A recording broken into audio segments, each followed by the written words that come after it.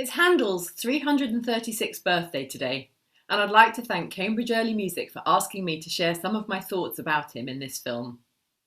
Handel's birthday, or perhaps I should say the anniversary of his birth over 3 centuries ago, got me wondering whether he could have anticipated just how famous he would remain so long after his death. We all know the stories about Handel being a larger-than-life character, a lover of fine food and wine, prone to outbursts when musicians displeased him. But essentially, Handel was a private character. These famous anecdotes that we know and love, Handel threatening to defenestrate a singer, for example, generally come from the press or people in Handel's circle. Handel didn't leave much in the way of private correspondence or anything useful such as a diary, but he did take various steps to ensure that his musical legacy would live on, and clearly hoped it would do. When the future King George III was just a boy, Handel apparently asked if George liked his music. George nodded, and Handel is said to have replied, a good boy, you shall protect my fame when I am dead." Quite apart from Handel's desire to be remembered post-mortem, there were quite a few key events in his life, good decisions made, that would have reassured him he was heading in the right direction. I'm going to explore a few of these, largely from the 1720s onwards, right up to the present day, to give some idea of the huge variety and scope in the ways we continue to remember the genius that was, and very much still is, George Frideric Handel. Handel came from a small town in Germany. He could have done what many other composers of his background and generation did and find work in his hometown, a combination of playing, teaching and performing, probably centred around the local church. But steely determination and the ability to reinvent himself that we so associate with mature Handel first showed itself whilst he was still a teenager. Can you imagine just how colourful the world of opera must have seemed to Handel, a young violinist, then keyboard player, then composer and musical director of performances at the renowned Hamburg Opera? Hamburg led to Italy and the delights of Rome, Venice, Naples and Florence, the world of popes and cardinals, patronage from wealthy individuals and further operatic success. The quote, "Viva il caro Sassone," dates from performances of Agrippina in Venice at the end of 1709, with the audience shouting, "Long live the dear Saxon!" This would have been one of the early indicators of his rising popularity, hinting at the public mood towards his music. Handel's success in Italy marks a crucial moment in his life. I think Handel's decision ultimately to make his life in England, rather than return to Germany, is one of the reasons he enjoyed fame during his lifetime, which in turn helped ensure his lasting legacy. Don't get me wrong, Handel could have returned to Germany, worked in various court positions, created stunning music for fabulous musicians, but like Bach, he would most likely have been subject to restrictions of church and state. He may have died with his music largely forgotten, waiting to be championed again at a later date by a composer such as Mendelssohn. Equally, he could have been a composer like Telemann, an entrepreneur, publishing his own music with slightly more control over his fate, but though successful, I'm not sure that Telemann enjoyed the same level of adulation for his music as Handel did.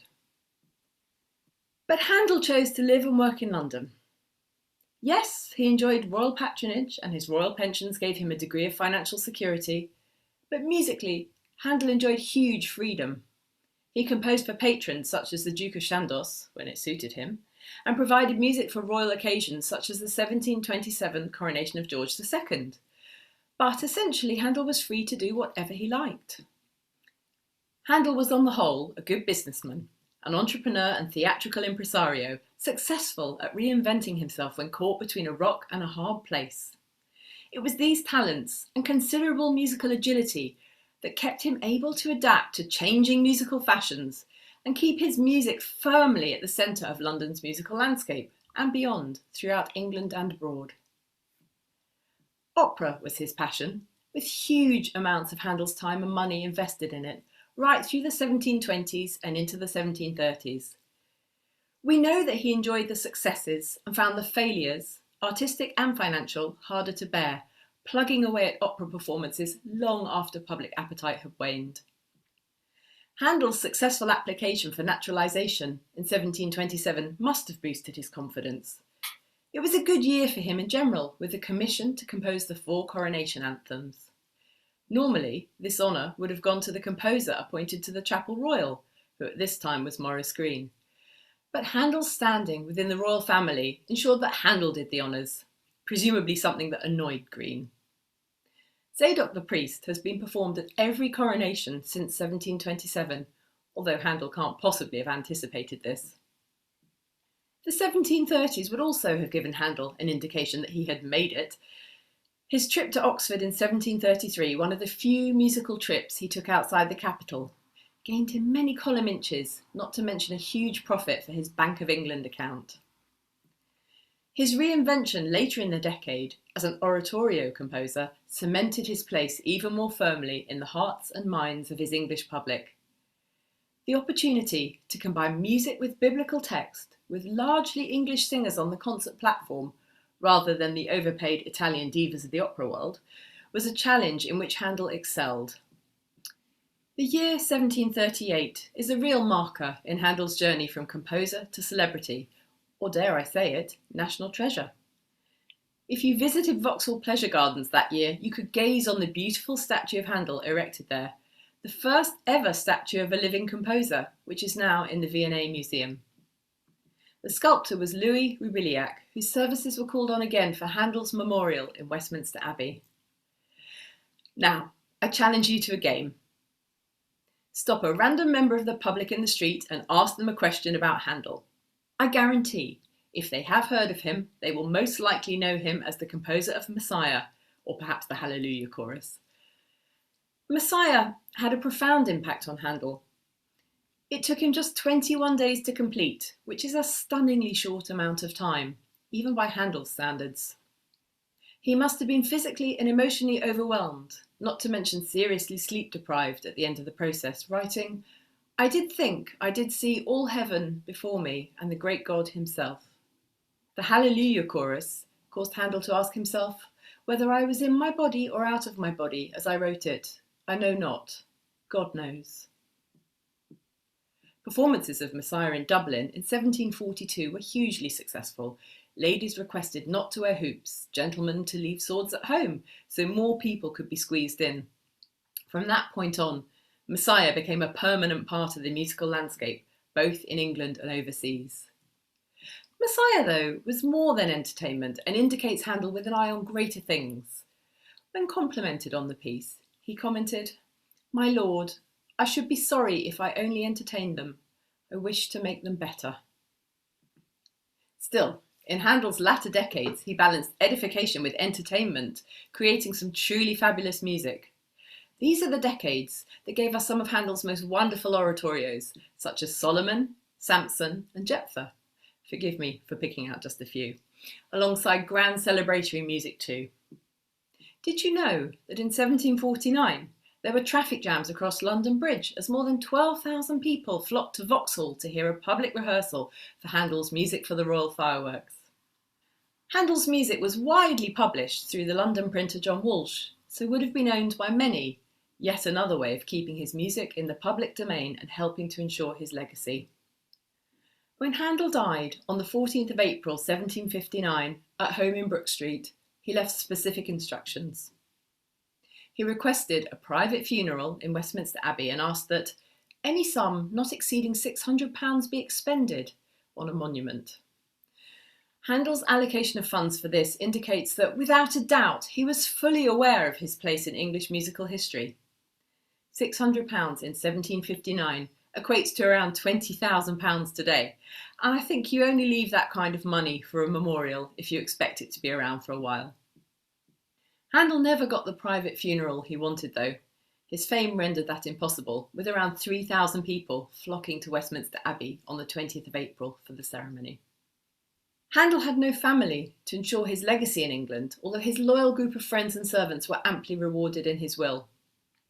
His material goods, his books, furniture and other possessions were dispersed, but he took great care to make sure perhaps his most famous piece of music continued to live on through bequeathing a set of performance parts of Messiah to the Foundling Hospital.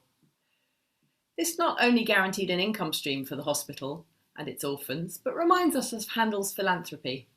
As he benefited from increasing financial success in the latter decades of his life, Handel was generous with his time and musicianship to help generate funds for others less fortunate than him. Handel was one of the early subscribers to the Fund for the Support of Decayed Musicians or Their Families, now known as the Royal Society of Musicians, and left them a sizable bequest in his will.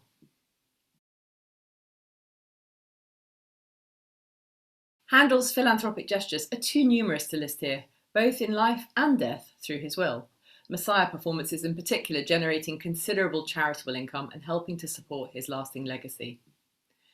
Handel's oratorios, especially Messiah, have become intrinsically linked with the English choral tradition and really did tap into the musical zeitgeist in the 18th century.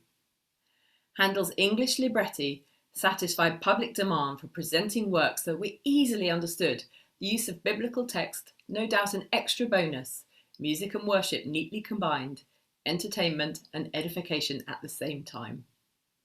These pieces were, and still are, hugely attractive to choral societies around England. We see this rich tradition start with the Handel commemoration of 1784, which included a performance of Messiah with 250 instrumentalists and 272 singers. These large-scale performances continued right through the 19th century, culminating in the Crystal Palace Handel Festival, which took place every 3 years, from 1857 until 1926. There was even a Handel auditorium at Crystal Palace. When I say large scale, I really do mean large scale. The Crystal Palace performance of Messiah in 1857 featured 500 in the orchestra and 2,000 in the chorus. The 1926 performance, recorded by Sir Henry Wood, included 3,500 singers. Many of these performances continued to generate charitable income, following on from the tradition established whilst Handel was still alive. Going back to 1784, the first Handel commemoration. In the wrong year, due to a date error on his memorial, this first Handel commemoration established the idea of music festivals to benefit charitable causes. The Norfolk and Norwich Festival, for example, dating back to 1772, was initially a fundraiser to build the Norfolk and Norwich Hospital.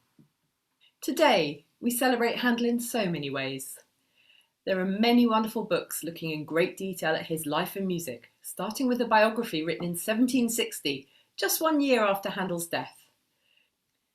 This book, John Mannering's Memoirs of the Life of the late George Frideric Handel, is certainly amongst the earliest, if not in fact the first detailed composer biography to have been written, so we could say that Handel inspired a new genre. He has been championed by composers including Mendelssohn, who produced editions of his pieces such as Israel in Egypt, Solomon and Joshua, and conducted many performances of Handel's work, both in Germany and England, making sure Handel's flame continued to burn brightly. We have various renowned Handel societies and festivals around the world, not to mention 2 brilliant Handel museums. There's the Handel House in Handel's birthplace, Halle, and in England we have Handel and Hendricks London, Handel at 25 Brook Street, and his admirer Hendricks in the upstairs flat at number 23, separated by a few centuries, but forever united through an accident of geography and their respective musical legacies. As we wish Handel a happy birthday, I'd like to leave you with some of his glorious music and a few quotes that remind us just how admired both Handel and his music was and still continues to be. Thank you for listening.